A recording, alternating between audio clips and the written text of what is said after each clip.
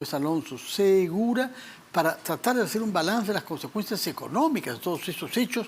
Saltan a la vista las consecuencias humanas, que son dramáticas, incluida pérdida de vidas humanas en el norte, pero a mediano y largo plazo, lamentablemente, tendremos que sentir un impacto. ¿Qué sectores son los más perjudicados por la crisis climática que seguimos viviendo? Sí, bueno, antes que nada, gracias por la invitación, Fernando. Y bueno, como en todo desastre natural, es lamentable que haya pérdida de vidas humanas y gente que lo pierde todo, ¿no? Lo primero es familias que evidentemente están en cauces de quebradas o de los huaicos que lo pierden todo, ¿no? Esto ya lo estamos viendo, ya ha ocurrido en otros desastres, otros eventos del Niño. En términos de sectores, tú lo has mencionado, ¿no? Agricultores pierden mucho, dependiendo si hay disrupción de actividades económicas, por ejemplo, porque se interrumpen carreteras, se caen puentes. Esto tiende a afectar más a aquello que es más perecible, ¿no? Nuevamente, agricultura, pero también actividades de comercio, ¿no? Comercio, obviamente turismo, todo lo que tiene que ver con transporte, ¿no? Y lo otro es evidentemente daño a infraestructura en general, infraestructura económica, infraestructura social, infraestructura productiva, ¿no? Es decir, locales que producen algo, chacras, hospitales, escuelas, si están en el cauce de los huaicos, y infraestructura económica, puentes, carreteras, etcétera, etcétera, ¿no? De acuerdo. Se ha hablado de 30.000 hectáreas inundadas. Sí. No sé de qué productos específicamente, no he accedido a ese dato, pero eso tendrá sin duda un impacto sobre nuestras exportaciones. Por lo pronto lo que se ve desde ya es el precio de algunos productos como el limón. Exacto. Es temprano todavía como para poder tener un estimado porque, digamos, estamos en el medio, empezó en el norte hace unos poquitos días y ahorita está sobre la costa central, digamos, pero todavía no hay toda la información levantada sobre exactamente los daños, ¿no? Y como dije, las lluvias continúan y tú lo has mencionado, ahora en la tarde hubo nuevos huaicos, esperemos que paren las lluvias, pero no sabemos si esto va a continuar en los próximos días, ¿no? El 2017, cuando fue el fenómeno del Niño, el extraordinario, las pérdidas económicas se estima que fueron más o menos de 3.000 millones de dólares, un poquito más, ¿no? Estamos hablando pues de algo así como 11.000 millones de soles en total. Yo diría que esto, vamos a ver, porque todavía uno no ha terminado. Es 1.5 del PBI. Fue un poquito menos del PBI de aquel entonces, fue no era como 200.000 millones. Sí, exacto, más o menos, por ahí va, 1.2, sí, 3, un poquito más. Yo creería que si lo vemos lamentablemente en cifras frías, en números, ha sido muy breve, muy violenta la lluvia, pero todavía no alcanza la envergadura de aquel entonces. O sea, el daño económico agregado debería ser menor que eso, ¿no? Pero, de nuevo, todavía no ha terminado y existe una probabilidad de que venga un fenómeno del Niño, pero este es el ciclón, digamos, ¿no? Que vende un fenómeno del Niño más adelante. Ahí los meteorólogos tendrán que decir qué probabilidad, cómo se comporta, etcétera, etcétera, ¿no? Pero por ahora yo diría que el impacto debería ser menor que en el 2017, ¿no? Ahora, se dice, sin embargo, que podemos encaminarnos en vista de las temperaturas que se vienen registrando ahora a un fenómeno del Niño hacia fines de año, en la época usual del Niño, que es sí, diciembre, eventualmente noviembre. Y usted era ministro en el año 2016 cuando se prepararon para hacer frente a un Niño que no se produjo ese año, pero sí el año siguiente, ¿no? Sí. Pero todo el dispositivo se creó y el presupuesto se reservó. Cuéntenos cómo operaron ustedes el año 16 cuando usted era ministro de Economía. Sí, fue el año 15 en realidad para prepararnos para el verano del 16, que hubo un Niño pero de moderada intensidad y en realidad el extraordinario vino el 17. Y lo primero es... creamos un cuerpo especial de un subconjunto de ministros, digamos, para que se hagan actividades, digamos, de preparación para el Niño a pasos rápidos, pues teníamos más o menos 4 meses nada más, ¿no? La cara visible de eso era el ministro Juan Manuel Benítez de Agricultura. El que ¿Y se creó una institución coordinadora? Se creó al interior se creó una instancia especial conformada por, era como 6, 7 ministros, 8 ministros. Nos reuníamos... Defensa, transportes, agricultura... Educación, salud, sí, economía. Lo presidía el que estaba en campo, era el ministro de Agricultura, el que estaba en campo viendo, coordinando todo. Y el back office era el MEF, porque ahí necesitas presupuesto de inversión pública que tenían que caminar. Y esto era todas las semanas, nos reuníamos, activamos el COEN nunca se había activado, activamos el COEN, nos reuníamos en defensa todos los lunes en la mañana, empezando la semana, y rendíamos cuenta en Consejo de Ministros de todos los avances de obras los días de consejo, ¿no? Entonces era avances semanales para poder lograr metas, ¿no? Se invirtieron como 3.000 millones de soles. Cerca de 3.000 kilómetros de ríos se descolmataron, represas ribereñas, se generaron los cauces, empedramientos, se compraron las mallas dinámicas, no sé si recuerdas esas mallas como de 6 metros, muy bien, el año que 16, aguantaron sí. todas las piedras, se habían adquirido y se desplegaron por todo el Perú los puentes Baylis, esos puentes plegables para que si ocurría algo no tengas que estar llevando los puentes desde Lima, sino ya estén ubicados en puntos estratégicos. Se prepararon aeropuertos pequeños para que puedan entrar helicópteros y otros aviones más pequeños para poder llegar alimentos, rescate y sacar gente, y los lleven a aeropuertos más grandes. Teníamos los Spartans, que también se adquirieron, que son los aviones de carga. Aviones se habilitó italianos. el buque multipropósito, que tiene hospital y tiene una capacidad enorme de desplazamiento. Y así, fueron montones de cosas. Vehículos anfibios, que recordarás que estaban por Chosica, los vehículos anfibios en medio del caos de los huaicos. O sea, fue todo el equipamiento que se había adquirido en años justo previos, militar, digamos, pero que es de uso civil también, se pudo desplegar. Y se preparó hospitales de campaña, se adquirieron plantas potabilizadoras portátiles. Es decir, y eso lo que permitió es cuando llegara el niño en 2017, toda esta logística, todo este equipamiento, toda esta preparación hizo que digamos, el impacto fuese mucho menor del que pudo haber sido, ¿no? El río Piura soportó, el año anterior o 2 años antes se había desbordado con la 10ª parte de agua, ¿no? Claro.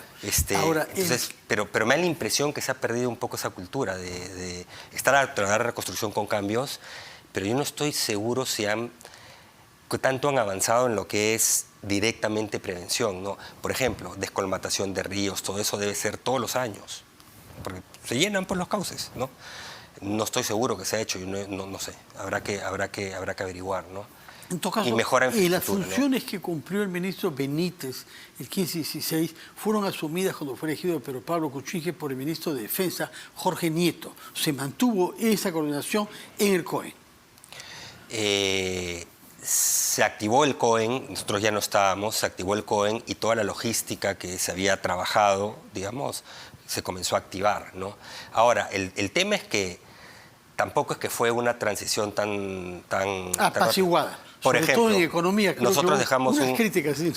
Se recortó el presupuesto de prevención a menos de la mitad, y ahí les agarró el niño, cosas por el estilo.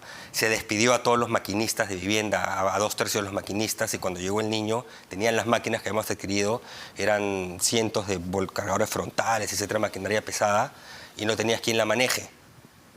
O sea, hubo esa falta de previsión, decir, ya no vino el niño el año pasado, ya no viene, y vino, ¿no?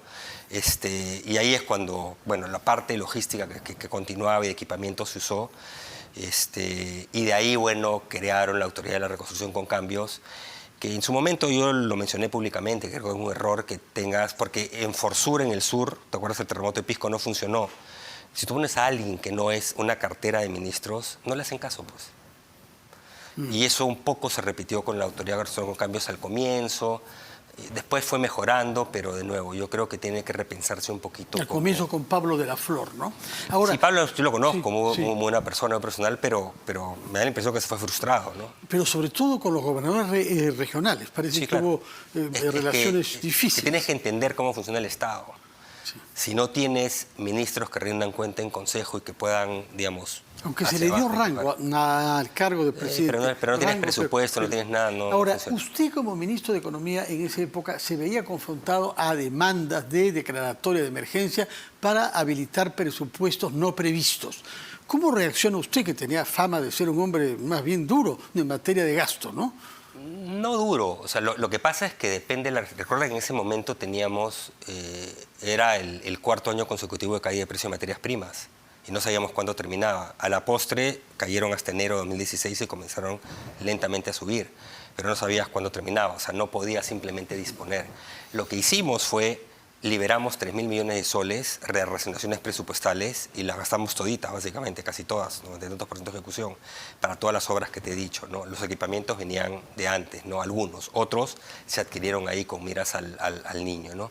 Y se creó un régimen especial, dicho sea de paso, de adquisiciones, como el de menor cuantía, similar a ese para que sea rápido, con supervisión de Contraloría, con supervisión del Congreso, etcétera, con toda la transparencia. Y la puerta abierta a ciertos riesgos, sabemos, en el Perú, ¿no? Pero no por eso se metió ahí. a Contraloría, se metió, y no ha habido, que yo sepa, ninguna queja. No ha habido nada, ninguna investigación, procesados, nada, porque se hizo todo de manera transparente, pero fue rápido. He visto un decreto supremo que sacó ahora el gobierno, que más o menos creo que está copiando eso, porque crea el Consejo el grupo de ministros, utiliza un régimen especial, es como que me parece que han visto lo que hizo en el 2015 para tratar de avanzar más rápido, ¿no? Claro, ahora tienes lo de reconstrucción con cambios que quieren cambiarle la naturaleza. ¿Buena idea o no? ¿no? Crear una agencia independiente, eventualmente un ministerio, retirar las tareas de infraestructura y construcción de los ministerios que la tienen ahora, sobre todo el BTC y vivienda, salud y educación. Yo creo que no hay que mezclar cosas. Hay quienes, digamos, hay distintos modelos. Hay los que tienen Ministerio de Obras Públicas, que sería el equivalente a transporte. Que teníamos antes en el Perú, ¿no? Sí, ese sería un megaministerio. Yo no estoy seguro si al final terminas... en vez de que tengas de repente un ministerio que camine más o menos y uno mal, de repente terminas con los dos mal, ¿no? Te puede pasar. También puede que ser que los dos caminen mejor, ¿no? Yo creo que esa es una discusión diferente. Yo creo que lo que tienes que enfocarte es cómo tengo roles claros, presupuestos asignados y seguimiento constante para labores de prevención de desastres, ¿no? Lo que no puede pasar es que tú digas, ya, pues como ya se descolmataron ríos hace 2 o 3 años, ya no se ha hecho en el río Piura, no se ha hecho en la quebrada de San Ildefonso de Trujillo. Ahora, eso no es responsabilidad de este gobierno. No, de la autoridad. La autoridad desde su inicio. Desde su inicio prefirieron hacer obras pequeñas antes de atacar las obras hay 1000 estructurales. problemas ahí, entonces nunca se prioriza. Es lo que te dije que ocurrió cuando nos fuimos, se cortó el presupuesto de prevención de desastres, a menos de la mitad. De acuerdo. O sea, y pegó el niño. Eso no se debe tocar y tiene que ser obras continuas, ¿no? De acuerdo. Ahora, hay un problema real. Y reubicaciones, etcétera, ¿no? No puede ser que si se llevó un huaico a un colegio, lo reconstruyas en el mismo lugar, si eso no es riesgo, ¿no? Por eso se llamó justamente reconstrucción con cambios para eso, para que no se crea que había que restablecer a todo lo que creo había. Que no hubo suficientes cambios, pero bueno. Bueno, en todo caso estamos en plena discusión sobre eso. Lo que es real es que esto significa más gasto público, por una parte, en momentos en que habrán ingresos más reducidos, por lo menos en algunos sectores, sobre todo de agroexportación y también de pesca, porque esto perturba sin duda la campaña pesquera, ¿no? Sí, por la temperatura del agua, ¿no? Sí. O sea, te altera Sí. Ahí yo no soy experto en pesca, pero lo que hace es que, digamos, hay especies que son de aguas más frías, de aguas más calientes. Normalmente el niño lo que hace es te afecta la anchoveta, según recuerdo. Entonces, que es nuestro principal recurso marino, ¿no? Entonces hay que verlo, ¿no? Te va a afectar la pesca, ¿no? Te afecta la agricultura, si hay más lluvias o sequías, porque a veces el niño recuerda lluvias en el norte, en el centro, sequías en el sur. Entonces por eso te impacta el agro, más allá de lo que es, si un huaico se lleva a ciertas hectáreas o inunda, te afecta tierras de cultivo inclusive antes de que te venga pues la lluvia torrencial, ¿no? Claro. Ahora, usted nos decía que el año 16-17 esto nos costó 1.2 o por ahí de nuestro PBI. Sí, más o menos. ¿Se puede prever una cifra para este año? Yo creo que, digamos, con todo lo lamentable lo que está pasando, ahora estamos en pleno, o sea, no sabemos cómo va a continuar, ¿no? Y yo te diría que ha sido muy intenso, pero corto, digamos, ¿no? Ahora, obviamente también depende de cuánta prevención hiciste, ¿no? Porque, digamos, con menos agua te puedes tener el mismo impacto porque no descolmataste, etcétera, etcétera, ¿no? Pero me da la impresión de que es menos que ese 1.2, no te puedo decir una cifra, pero tiene que ser menos a hoy, digamos, ¿no? Pero no sabemos cómo va a continuar. Y lo importante realmente es que cambie la cultura, tiene que hacerse mucho más prevención de desastres y preparación para desastres, fortalecimiento de infraestructura, reubicaciones, etcétera. Y ante esta probabilidad incluso más inminente de que eventualmente pueda venir un niño más adelante a fin de año, que utilicen los meses que tengan una vez que pasen estas lluvias para poder prevenir. O sea, nosotros pudimos hacerlo en una ventana de 3-4 meses y tienen más. Ojalá. Hay 7 meses hasta noviembre, diciembre, sí, ¿no? pero tienen que tener un mecanismo de alta frecuencia. Como dijo, nosotros nos reuníamos los lunes y reuníamos cuentas en Consejo de Ministros, ¿no? De acuerdo. Todos los consejos. Por Hay una otra sección parte, especial de uno de prevención. los grandes desafíos cuando hay bonos que repartir, acá se han creado bonos para todos los que han perdido sus viviendas, por ejemplo, hay un bono agrario incluso, es cómo hacer padrones para estar seguros de que se destina ese dinero a la gente que verdaderamente corresponde. Mira, es complicado. A ver, una cosa es los padrones que se hacen para identificar hogares pobres o pobres extremos, que los tenemos bien diseñados o los teníamos bien mapeados en zonas rurales, pero no en zonas urbanas, donde ha subido mucho la pobreza a raíz de la pandemia, sobre todo en Lima. Es más difícil hacerlo. Por temas que ahora a veces lo que haces es mapeas el distrito, pero no directamente los hogares. Entonces es más difícil, ¿no? Pero otra cosa es a raíz de un desastre, ¿no? Que es distinto. De repente había hogares que no eran pobres y se llenaron sus casas. Ahí tienes que empadronar. Tienes que empadronar y obviamente tiene que haber cuadrillas que verifiquen que efectivamente hubo cierto nivel de daños, ¿no? Ahí puedes actuar de buena fe diciendo, hago verificación ex post mientras voy actuando, ¿no? Pero tiene que haber empadronamientos y tiene que haber verificaciones, ¿no? Un fenómeno diferente sobre el cual yo quería consultarle es la quiebra de un banco norteamericano. Esto ha producido mucho impacto en los Estados Unidos.